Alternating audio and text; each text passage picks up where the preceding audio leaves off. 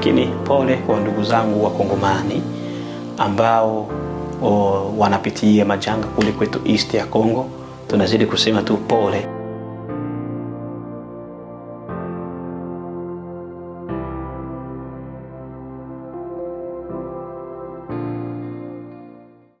Bwana Yesu asifiwe. Bwana Yesu asifiwe.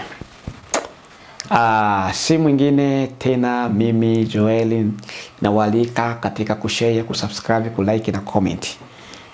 Ambia ndugu, jirani habari hizi za uamsho ambazo Bwana anazileta kwetu ili tupate kuamka. Wale wote waliolala, waliosinzia, waliokamatwa na adui shetani wapate kujitambua na kuamka kutoka katika uzinzi, kutoka usingizi, kutoka hali isiyofaa. Leo ninaleta kengele ya 3 sehemu yake ya kwanza. Sehemu yake ya kwanza ambayo ninaileta, na katika kengele hii ya 3 tutazungumzia juu ya jasho la watumishi ama jasho la watakatifu. Jasho la watakatifu. Lakini pia katika kengele hii tutaongelea pia juu ya Astra World, yani ulimwengu wa Astra, ambao tutaongelea kwa si sana, lakini kuna baadhi ya vitu tutaviongelea ambavyo vitakupatia picha ambako utaelewa ulimwengu wa Astra. Astra World ni nini? Ulimwengu wa Astra ni nini? Ambao tutazungumzia yote. Kwa hiyo ni mambo mengi ambayo tutakava katika kengele hii ya 3 ambayo iko na sehemu ya kwanza na sehemu ya pili. Basi karibuni wandugu wapendwa katika kengele 7 za kuamsha, za uamsho wa kanisa, na katika kengele yake ya 3 katika sehemu yake ya kwanza.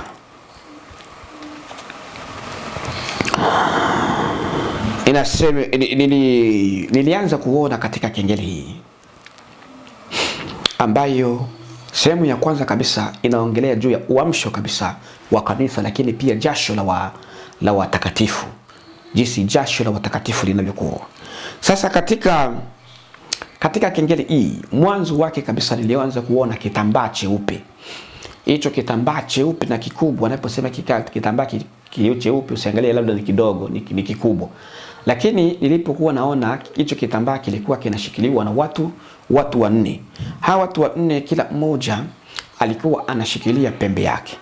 Huyu pembe, yule pembe, huyu pembe, yule pembe. Kitambaa hicho kikaletwa. Lakini sasa kilikuwa hicho kitambaa nilichokiangalia ni kitambaa, lakini kinaonyesha kana kwamba kimewekwa ndani ya maji, yani kimerowana. Lakini kurowana huko si kama vile kurowana kwa maji, bali ni kana kwamba ama kama vile ni hicho kitambaa kimechomvywa ama kimeingizwa katika asali. Kwa vile nilivyokuwa naona vitu ni maji, lakini mazito kidogo, ni mazito. Sasa baada ya hapo nikaona hicho kitambaa kinatoa toni, kilitoa toni kama asali. Tena hao watu wakakikunja, yani kwa hali kama vile wanakikamua. Makini tuseme hivi, hicho ndio kitambaa. Alafu acha nitengeneze vizuri hapa, maana tuseme hichi ndio kitambaa. Hii karatasi kinaletwa hivi, afu watu wakakikunja hivi. Walipokikunja hivi kikawa kama fimbo hivi, alafu wakaanza kukikamua hivi. Sasa kikawa kinatoa matoni. Nikaangalia yale matoni wakati wanakikamua, ndipo nikaona maji hayo yalikuwa kama asali, yakawa yanatoka kwenye kitambaa hicho kama asali nilivyokuwa nalinganisha mimi. Sasa baada ya kuona kitambaa kimekamuliwa kinatoa matoni ya maji yaliyokuwa kama asali, kukawa sasa sauti ikawa inaniambia kwamba hayo yaliyo kama asali ni jasho la watakatifu na watumishi wa Mungu wa kweli, ambao hakuna toni la jasho lao ambalo litaweza kupotea. Hakuna toni la jasho lao ambalo litaweza kupotea. Nikaambiwa kazi ya kitambaa hicho ni kukusanya jasho la watakatifu, la watenda kazi ya Mungu, ya wana wa Mungu ambao wako hapa duniani. Sasa wakati naona hivyo, nikaona watumishi wa Mungu wengi, niseme wengi, wakwenda walikuwa Afrika, Asia, Amerika, Europe, ninaona. Lakini mara nyingi niliona niseme wengi wanasafiri, wengi walikuwa wanasafiri, watumishi wa Mungu wakawa na safari za mbali kwa njia mbaya. Kuna walio safiri kwa ajili ya kwenda kuhubiri katika njia ngumu sana. Mmoja niliwaona hawa, njia ngumu, niliona watu kule kwetu Afrika, njia ngumu sana. Pia usafiri wao ambao walio wengi walitumia usafiri wa baiskeli kwa sababu ya kutokuwa na uwezo. Na wengine nikawaona wanahubiri injili mitaani kule Afrika na popote pale, watumishi wa Mungu nikawa nawaona wanahubiri injili mitaani, wengine wanasafiri huko na kule kwenda kutumika kazi ya Mungu. Wengine wanaenda mahali ambako barabara ni mbovu sana, afu inawachosha, na wanaendesha baiskeli milimani na kuna kule. Lakini wengine kama nilivyosema walikuwa wanahubiri injili mitaani. Ndipo nikaambiwa kwamba malipo yao yanawasubiri wote wanaomwangikia Yesu Kristo. Malipo yao yanawasubiri. Hakuna atakayetenda kazi, hakuna atakaye mlisha mtumishi wa Mungu. Kwa wale wanaosaidia watumishi wa Mungu, usikiliza hapa, hakuna atakayeweza kulisha mtumishi wa Mungu ama kumsaidia mtumishi wa Mungu ambaye hataweza kulipwa ama kupokea haki kutoka kwa Mungu. Nikaambiwa kila jasho linahesabika. Kila jasho la mtu anayetenda kazi ya Mungu linahesabika. Katika kutenda kazi ya Mungu, kuna anayesimama mitaani, kuna anayesimama kwenye madhabahu, lakini wengine wako ndani ya kanisa, labda unafyagia, unapiga gita, unasaidia chakula mtumishi wa Mungu au wageni. Katika kutenda kazi niliambiwa hakuna jasho litakalopotea. Kila jasho la mtumishi linahesabika. Baada ya hapo nikaona huyu mwinjilisti ambaye nilifurahi sana kumuona. Huyu mwinjilisti baada ya mchoko niliona natoka mbali sana. Eneo ambako alikuwa anatoka kama eneo za milimani.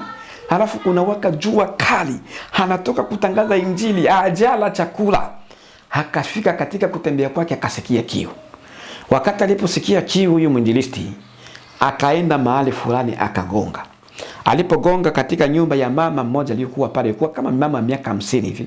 Lakini mama naye niliona ni kama vile alikuwa anaokoka, kwa sababu niliona anajifunga kitambaa. Akaenda kujifunga, akagonga katika hiyo nyumba. Alipogonga katika hiyo nyumba, yule mwinjilisti akamwambia nisaidie maji. Alipoomba maji, yule mama akaenda akachukua kitu kama jage na kikombe, akamimina maji kikombe, akampatia yule mwinjilisti kikombe cha maji, akanywa. Baada ya yule mama kumpatia mwinjilisti kikombe cha damu cha maji samani, akanywa yale maji yule mwinjilisti, kwa sababu anatoka kutenda kazi ya Mungu na mchoko na jua kali. Niliona kile kitambaa kinakuja kikapanguza ile jasho ya yule mwinjilisti, lakini pia kikapunguza yule jasho ya yule mama aliyonywesha mwinjilisti maji. Jasho yake ikawa collected na wote wawili na katika hicho kitambaa. Sasa jasho la mtumishi ni nini? Ndio nikaanza kuambiwa jasho la mtumishi ni matendo mema unayoyafanya kwa watu. Yale matendo mema unayoyafanya kwa watu, hilo ni jasho ambalo Mungu atakulipa siku ya baadaye, ambayo tendo hilo alipotei. Na hayo matendo mema unayoyafanya kwa kazi ya Mungu kupitia watumishi wake, ndiyo unaona, haya matendo ambayo unayatenda kwa watumishi wa Mungu. Wewe ambaye si mtumishi huku muumini, lakini unatenda mema kwa watu wa Mungu. Labda unaandaa mikutano ya injili ili watumishi wa Mungu wafikishe injili mahali fulani. Hayo matendo hayo ni jasho, lakini ndiyo baraka ya Mungu ndiyo baraka ya Mungu. Mungu anachukua kutoka kwa kitambaa kile ambacho anakikusanya kama maji na damu ambayo ni jasho, yanaonekana kama asali, yanaonekana kama maji mazito. Sasa Mungu akitaka kubariki mtu, yeye anachukua toni la maji kutoka kwa ile jasho lako ambalo limepanguzwa kwa matendo uliyotenda. Ndio wapo sasa anaweza akachukua akachukua baraka kutoka kwa kitambaa hicho na kukikamua matoni yake na kumpa watoto wake au familia yake. Ni hivi ama, yaani mtumishi wa Mungu, watoto wake wanaweza kupata matoni ya baba yake baada ya kufa kwake, au bado angali duniani, na yule anayemsaidia mtumishi wa Mungu na yeye vivyo hivyo. Umetenda mfano, mtumishi wa Mungu hana chakula, ni mfano, alafu wewe ukamuona ukasema, baba, unga, kuku, samaki, atmani, weka msimu hizo hela na yeye anazitumia kwa kazi ya Mungu, anarekodi kipindi, anaweka online, anarekodi, anaenda live kwa internet aliyonunua kwa pesa zako. Mungu akitaka anachukua hayo matendo, anakuja kuyachukua, kuyapanguza kama vile jasho lako.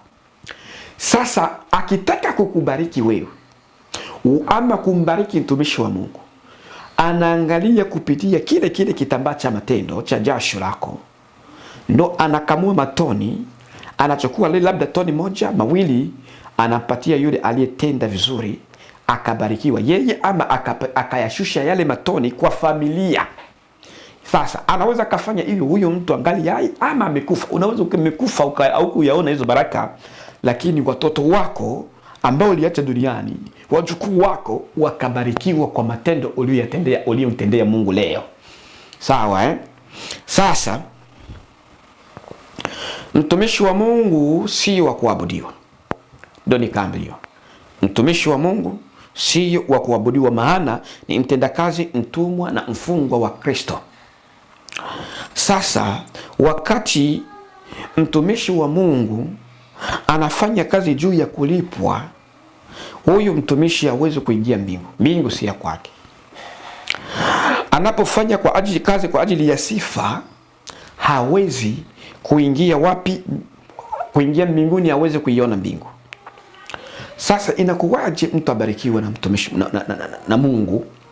Nikaambiwa Mungu uwagusa watu wamsaidie mtumishi wake, na sio mtumishi wake kuomba au kufanya kazi kwa sababu alipwe hela. Ukiwa unafanya kazi kwa kuomba eti ulipwe hela, wewe na Mungu mnaachana. Tabaki unapokea hela kwa kuomba, lakini Mungu hakujui tena.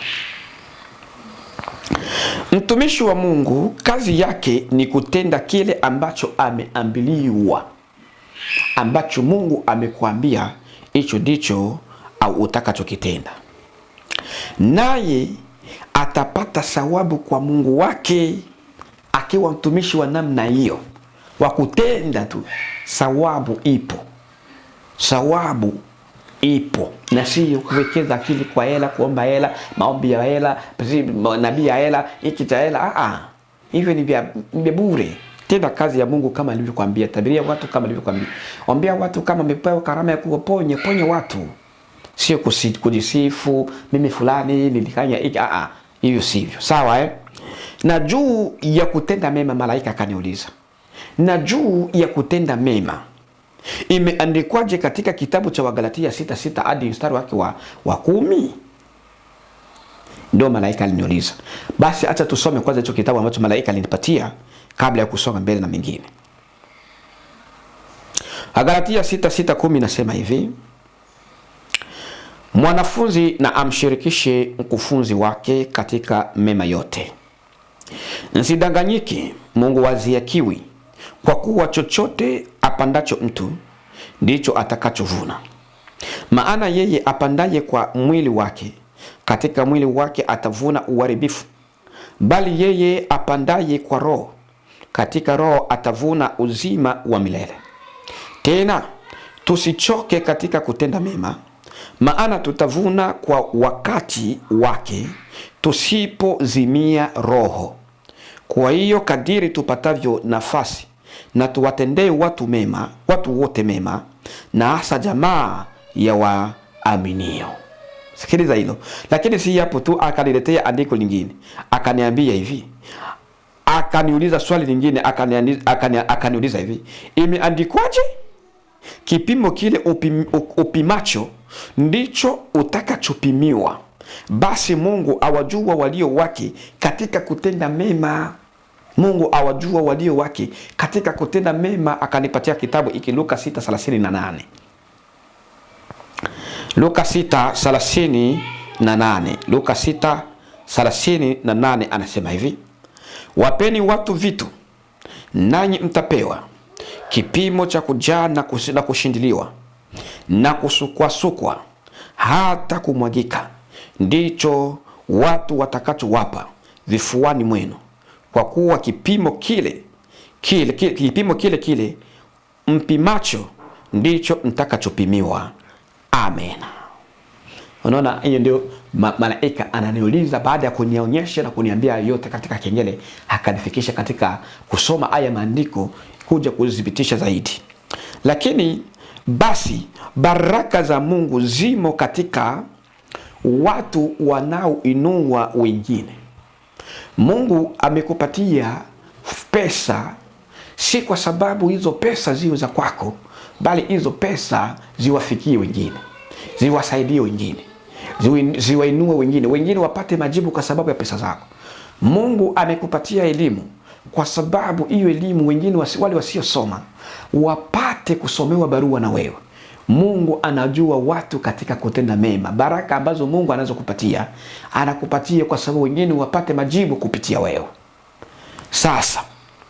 Sasa wana wa Mungu au kanisa, mnisikiliza hapo vizuri sasa. Sasa wana wa Mungu hao kanisa linapokosa kuwafadhili watu ndani na nje ya kanisa, kuna vitu vitatokea. Shetani naye analeta kitambaa chake ambacho niliona mtu mwa mavazi mweusi na yeye ni mweusi, na anakamata kitambaa chake kiusi, anasimama nacho, akawa anakishika hicho kitambaa ndani ya watu wanaosema watu wa Mungu. Kitambaa chake kitakacholetwa katika kanisa ama katika maisha ya mtu yule asiyotaka kutenda mema kwa watu wengine, asiyotaka wengine kuinuliwa, hata kwa wengine kuinuliwa hata ndani ya kanisa. Ameitwa ni mchungaji lakini hataki kusikia mwingine ni mchungaji. Ameitwa ni nabii, hataki kusikia mwingine ni nabii. Kitambaa cha shetani nacho kinasogea ndani ya kanisa ama katika maisha ya mtu mkatili. Hicho kitambaa akiji kwa sababu ya kuleta baraka. Cha Mungu kinaleta kukolete na kuleta baraka, kukolete jasho lakini pia na kutoa baraka. Lakini cha shetani kina laana. Hiyo ndio kazi ya shetani. Kina laana, hiyo ni moja hiyo. Kina laani watu katika kanisa, wala wasiwezi kusimama kiroho, wasiwezi kusimama pia kiuchumi. Baada ya mioyo kuwa migumu, kutoweza kutenda mema, waasi ndani ya kanisa, magomvi, mambo mengine yasiyofaa, mambo ya shetani yanaanza kuingia. Kitambaa cha shetani kinaingia kuleta laana, kufanya usiwe mtu wa kusimama katika kiroho, lakini usiwe na uchumi wenye kusimama sawa.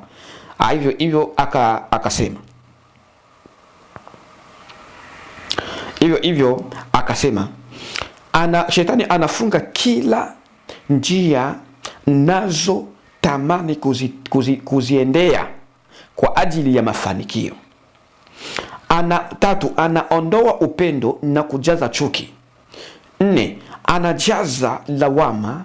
Kwa hiyo watu wanabaki wenye malawama katika maisha yao na wenye kujutia mipango yao. Yani umeanza project haifiki mwisho. Miezi 3 4 biashara ulivyoanza vimeomba, vimepotea. Ukafuga nguruwe 2 ama mbuzi wamekufa. unabaki katika majuto kila wakati, majuto kila wakati. Mipango haifiki mwisho, inaishia njiani kwa sababu ya kutoweza kuinua kuishi maisha matakatifu. Akaniambia tena, analeta kwenye ugomvi, anawaweka watu kwenye ugomvi na anaweka watu kwenye mashaka mengi. Sasa watu wanapokuwa hivyo, matokeo ya mtazamo wa kiroho ya watu waliomo ndani ya kanisa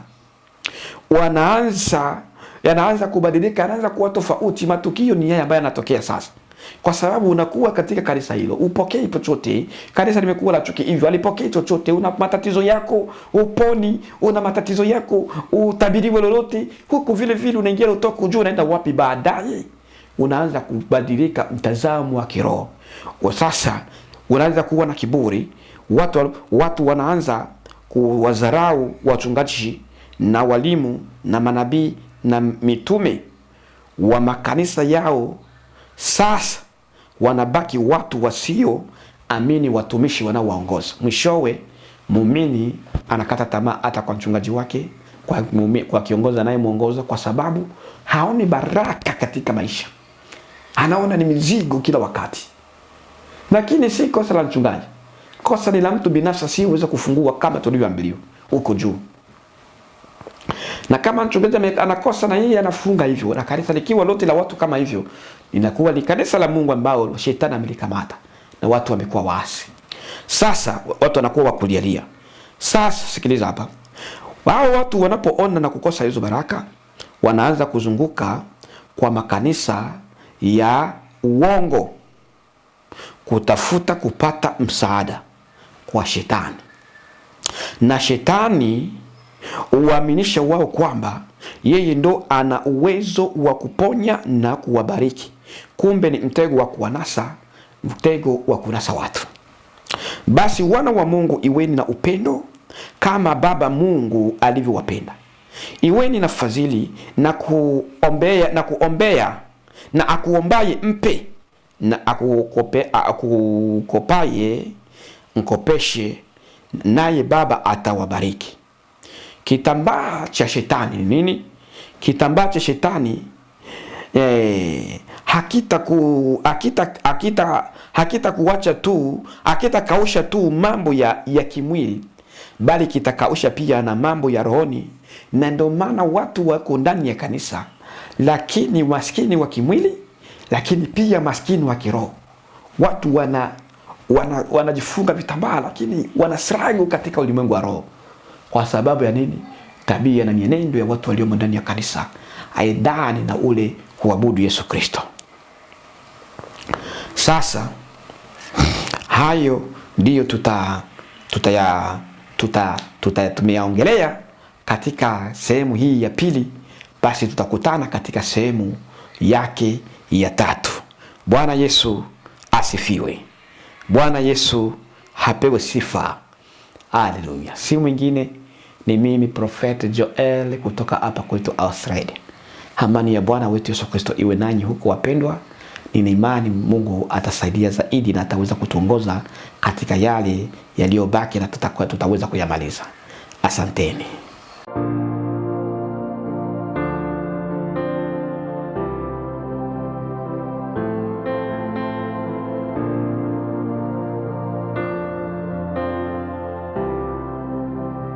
Lakini pole kwa ndugu zangu wa Kongomani ambao wanapitia majanga kule kwetu East ya Kongo. Tunazidi kusema tu pole.